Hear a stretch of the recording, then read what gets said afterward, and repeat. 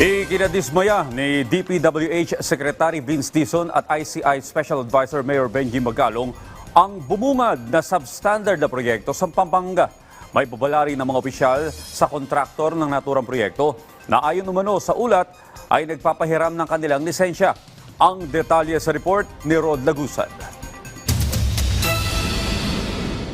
Substandard, mali ang plano at nasa isang taon pa lang mula nang natapos ay nasira na agad ang isang flood control project sa Arayat, Pampanga. Kitang-kitang sira nito at oras na umapaw ang Pampanga River ay tiyak na babahain ng mga kabayan na nasa paligid. Kaya oras na umuulan ng malakas ay hindi maalis na mangamba ang mga residente sa lugar. Ito ang nakita sa inspeksyon ni na Public Works and Highways Secretary Vince Dizon at ICI Special Advisor at Baguio City Mayor Benjamin Magalong. Ayon kay Dizon, taong 2023 nang matapos ito, nasira noong 2024 at hanggang ngayong 2025 ay hindi pa rin naisa sa ayos. Anya, madaming analysis ang kinakailangan sa mga ganitong proyekto na may kinalaman sa major river system. Kinakantado na naman ng mga tao dito yung flood control project na to, kamukha na nakikita natin sa ibang lugar.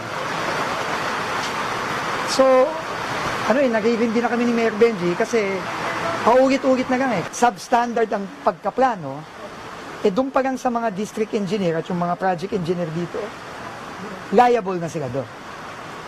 Kasi tingin ko lang, ang nangyari dito, gusto nilang mag-project, gusto nilang kumita, gumawa sila ng project.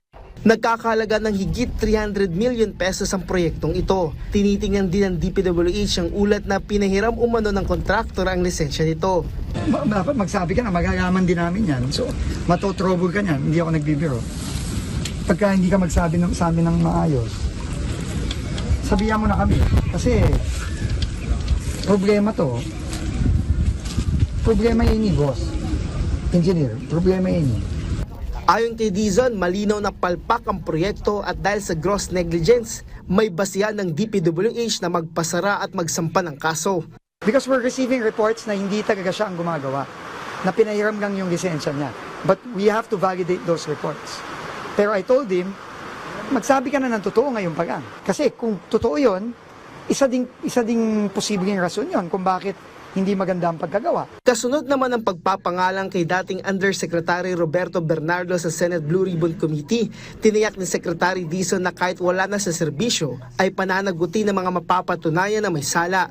Anya kanilang sinisiguro na mga maaaring ebidensya sa opisina nito at maging ni dating Undersecretary Maria Catalina Cabral, gaya ng mga laptop at mga dokumento ay nasecure. Samantala, pagdating naman sa nagpapatuloy na pagdinig ng ICI, maraming mga personalidad ang naimbitahan kahapon.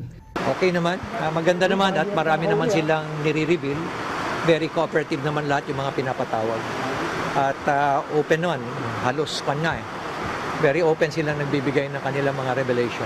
Ayon kay former Senator Grace Poe, kanyang ipinaliwanag sa ICI kung paano ang naging proseso sa 2025 budget. Ayon kay Poe, nais malaman ng ICI kung sino ang proponent sa likod ng mga posibleng substandard o goose project. I told them that I wasn't the chairman of the budget during those times in question with regards to the ghost control projects. Ang nakikita kong pagbabago dito ay lahat ng amendments dapat may nakalagay na pangalan na proponent kung sino ang nagtulak nito.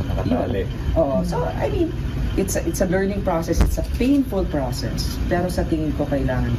Ayon naman kay Nabotas Representative Toby Chanco, lahat ng hinihinging ebidensya sa kanya ay kanyang ibinigay sa komisyon. Kasama rin sa nagtungo kahapon sa ICI ay si Senator Jinggoy Estrada at Senator Joel Villanueva.